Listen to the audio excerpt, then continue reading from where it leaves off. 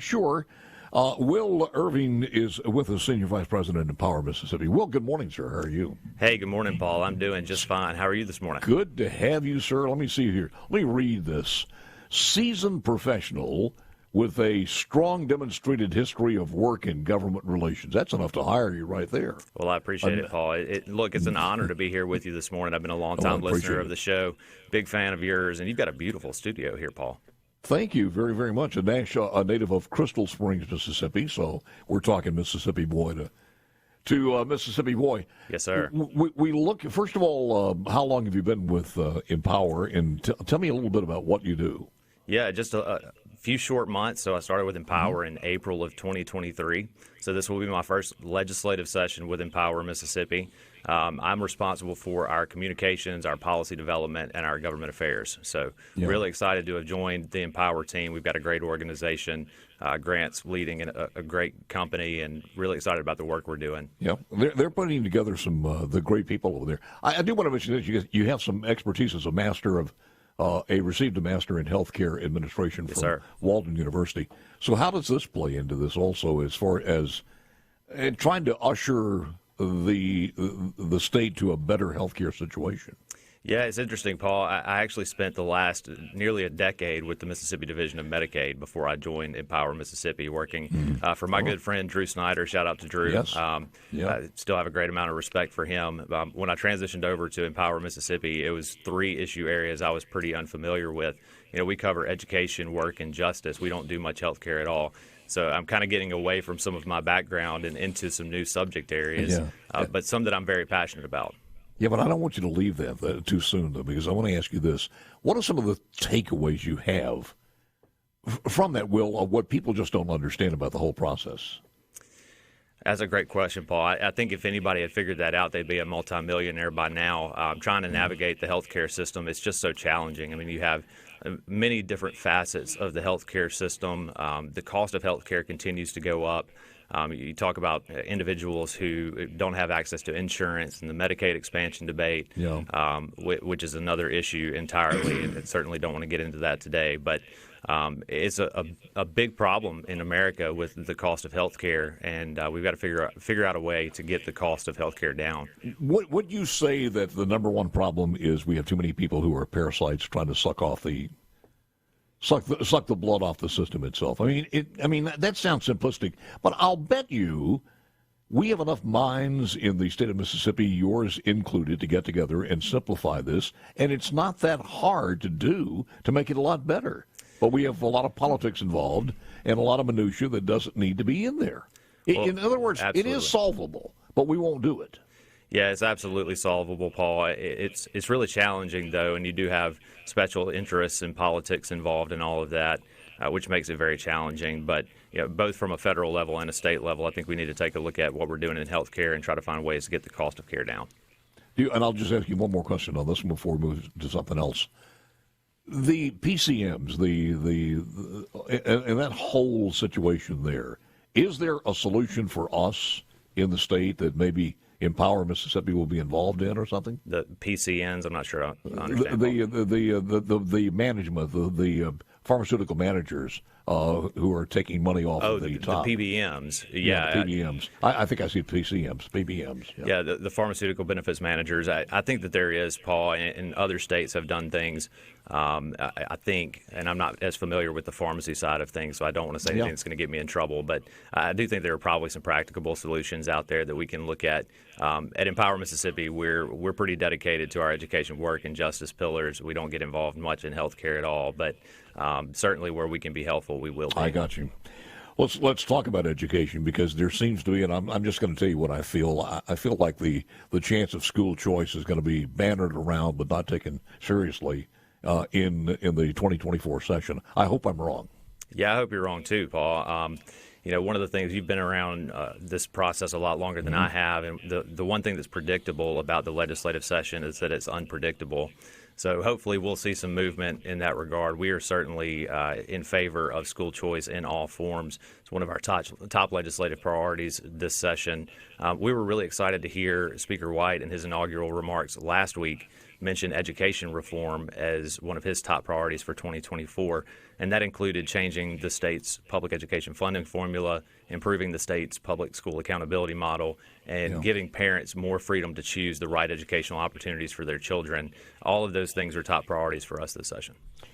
When you talk about true leaders who come around, sometimes one in a lifetime, you look at what Philip Gunn said back when the heat was on, and he said, I think we ought to change the flag. Coming from a white Mississippian who held the powerful position of Speaker of the House, and for him to say something like that was not easy.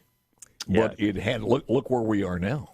Yeah, what a wonderful leader Speaker Gunn was. I had the opportunity to serve under him in 2013 as a policy assistant for the 2013 legislative session. And working for him and around him, you get to see the kind of man that he is. I have a tremendous amount of respect for former Speaker Philip Gunn and all the work that he did for our state.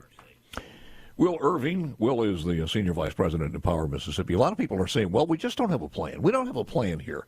But is that correct? Is there some template that we want to go by to achieve this as far as school choice? Absolutely, Paul. I mean, I think you can look at other states that have done this and model what Mississippi does after some of those other states. Arkansas seems to be a state that a lot of people have looked to. They phased in their school choice program, their private school choice program, over the course of several years, which helped mitigate some of the initial costs. That's certainly an opportunity here. If we were going to put together a proposal for the state legislature, we would have a multi-year phase-in which the first couple of years would not cost the state anything at all. So there's absolutely some model language out there in states like West Virginia and Arkansas. I'm trying to figure this out. I was never good at math, but this is kind of hard to decipher. How will it won't cost the state anything? So in the first couple of years. Absolutely. So in the first couple of years, what we would propose is to have students who are currently in public school be the only ones that are eligible for the program. So the money that the state spends on that child in public school today would follow that child to his or her preferred place of learning, which would be like a private school. So it wouldn't be a new cost to the state. The money that the state's already spending on that child's public education would follow them to their preferred place of learning. The number one thing holding this back, and people don't want to say this, but it is true, and we have to face this. Do we want to get to a place where people who are making $200,000 or $300,000 a year have their kid in private school now will have their tuition paid for? If that passes, I don't think they're doing that in Arkansas, but how do you reckon with that one? How do you reckon with someone who's in private school? They have a certain income. They pay taxes as well as somebody who's making $65,000 a year. But how do you reckon with that? Because in a state that's carrying more poverty than anybody else, that does matter in the long run. Yeah, they are doing that in Arkansas, Paul. That anybody who wants to participate in their education freedom accounts, their version of an education savings account, can participate regardless of income. So they're not limiting it to individuals just under a certain poverty threshold. But I believe it's by 2026, every single student in the state of Arkansas will be able to participate. In states like Florida and Arizona. So if you've never gone to a public school, you've been in private school all your life. Now the state will pay for it. That's right. Every single student in the state will be able to qualify in Arkansas by 2026. In Florida and Arizona and West Virginia, they're doing a lot of the same things. When you say universal school choice, especially on the private school choice side, what you're talking about is every single student, regardless of if they're in public school today or private school today or what their income is, all of those individuals would apply. And we think that's incredibly important, Paul. And certainly we can target it to where we focus on the low income and the most needy first. And I think that's what we would propose. I got you. Well, if it works out mathematically as far as the state is concerned and the revenue, it seems to be the fair thing to do. Don't get me wrong. I want to ask you this question when we come back to Will Ervin. Who's got the longest track record so we can go by and look at some of their data? What state has that data that kind of gives us the confidence to move forward with that in the future? Back with Will. Gracious. Will Ervin's in, Senior Vice President, Empower Mississippi. And when Will, we were talking about this, is there any state that's been doing this for a while now? We can get data and we'll see how this works out as far as the revenue and the cost of education. Yeah, I think there are several states that have been doing this for a very long time. The one that immediately comes to mind is Arizona, and I believe they've been doing this for 10 or 20 years. So you have a lot of states around the country that have moved in this direction several years ago. So there are states we can look at, absolutely. But the overwhelming majority of the private school choice research that's been done shows the benefits to the school system, the education system as a whole, to individuals who participate in those programs, as well as the individuals who remain in public school. The test scores go up, educational attainment goes up, parent satisfaction is through the roof. So there's a lot of benefits of the private school choice programs, as we've seen across the country. The structures, and by the way, that's the most important thing right there. I understand the money part of it, but that's the most important thing. Absolutely, because Paul. You're taking kids out of failing schools and you're putting them into school, and the parents taking control. A lot of times we look at the parents, certainly over the last few generations, and we say, parents don't care about their kids. Well, wait a minute. Number one, I don't think the state cares that much about them if they won't give them a choice in a failing system. And they've grown up as kids going to that school. Now they have kids in that school, and they have no choice. They can't move. They don't have the financial resources to just pick up and leave. They can't put them in. There's no parochial, maybe in that particular school district, and they can't afford the private school. So we've trapped them in that for generations. No wonder they don't care. They feel like they have very few choices.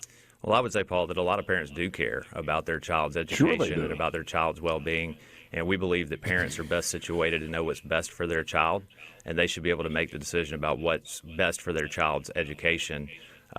So, it's a situation where we feel like we should empower parents with more freedom to choose. And one of the things you said a minute ago about getting children out of failing public school districts, I think I want to push back on that narrative just a little bit, because it's not just in failing school districts that we find kids that aren't having their needs met.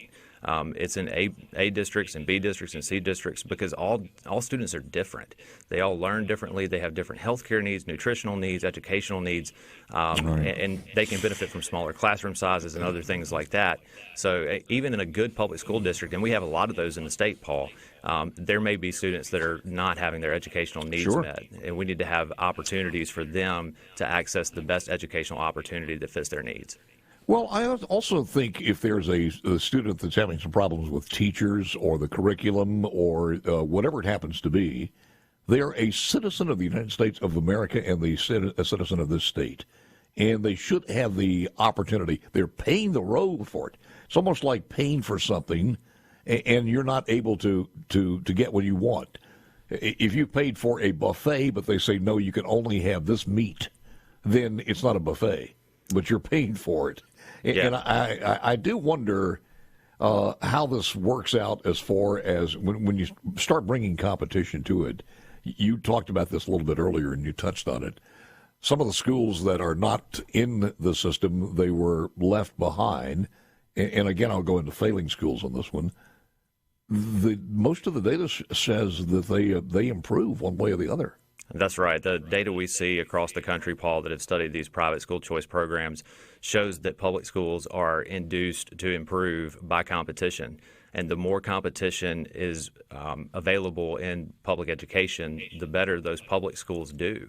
In states like Florida that have been doing this, you see that in the data. So it's pretty clear that private school choice programs are beneficial for the people that participate, surely, but also for the public education system and the public schools as a whole.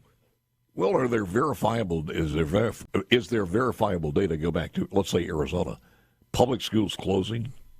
I have never once heard of a public school closing as a result of the enactment of a school choice program.